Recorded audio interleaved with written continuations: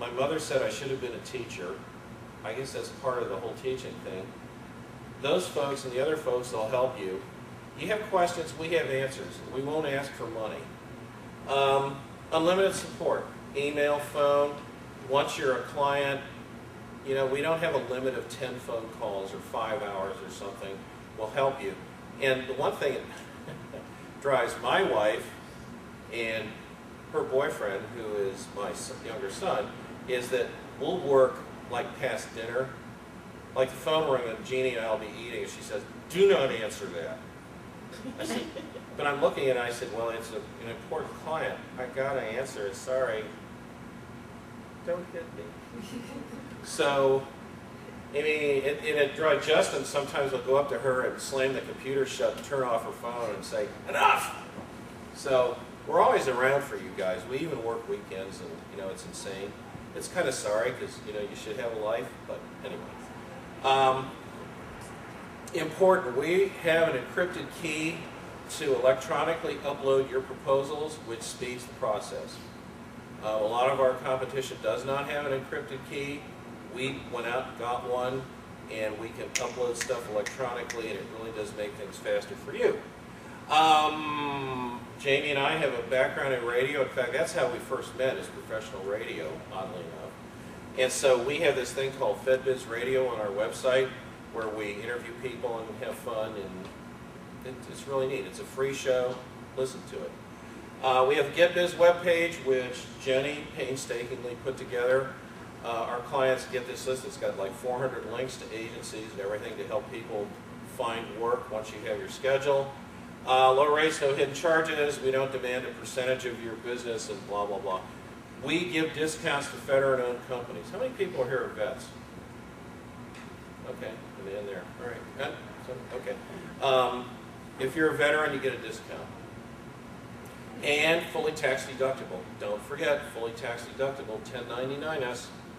And finally, well, we were going to say, see us a copy. Oh, if you want this presentation, see us. We'll give you the PDF of it. There's the number, 602-8930. That's Jamie. It's his cell phone. He keeps it on the pillow next to him when he sleeps.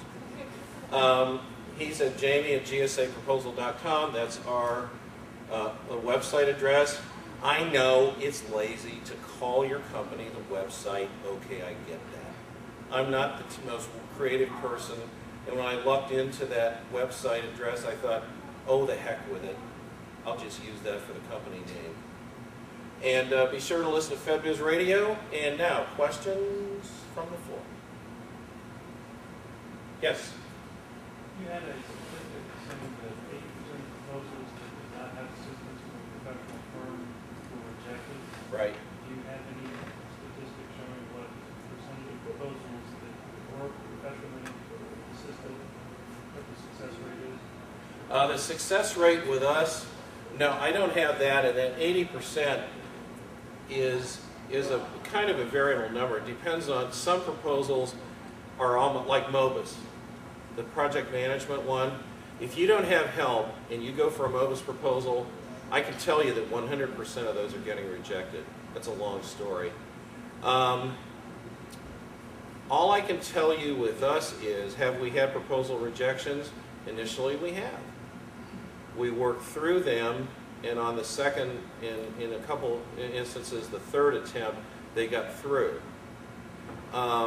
But in terms of, have we ever had anybody rejected and that was that in the end and there was no resolution? We don't have any of those.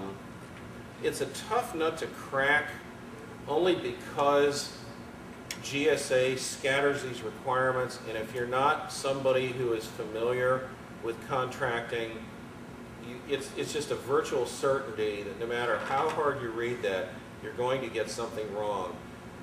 Now, in the olden days, they were either more tolerant, or I said they would send you a long letter and tell you what was wrong with the proposal. Why would they do that?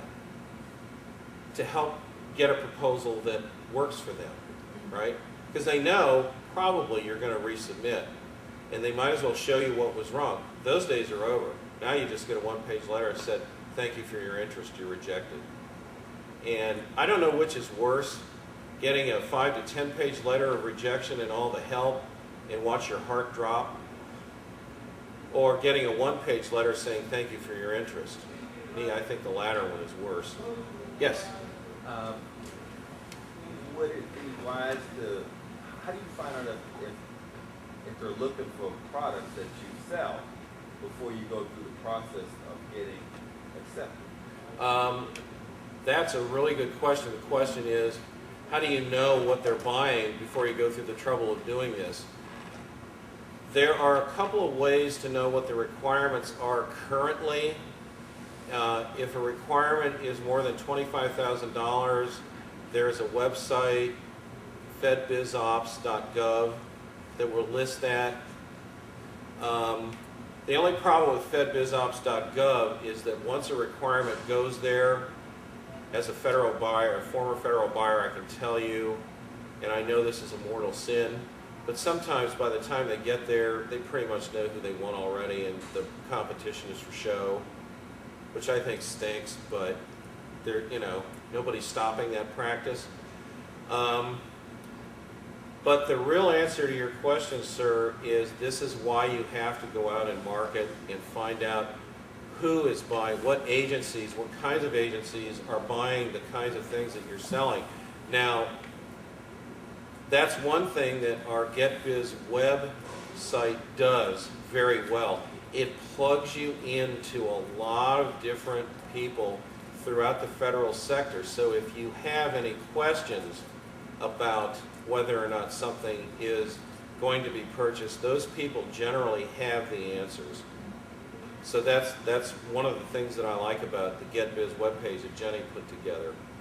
But yeah, this is just called marketing, man. I mean, it's just, and it is a lot of sort of metaphorical shoe leather. It can be tough. Yes? Obviously, certain proposals are going to, for certain companies, are going to be easier to put together. Like you said, sometimes it may go through the first time, second, third time. Is your rate based on the flat fee, or is it based on time spent on that proposal? Flat fee. I mean, we stay with you to the bitter end, and we expend a zillion hours getting there. I mean, the fee we charge is the fee we charge. We don't have any hidden things.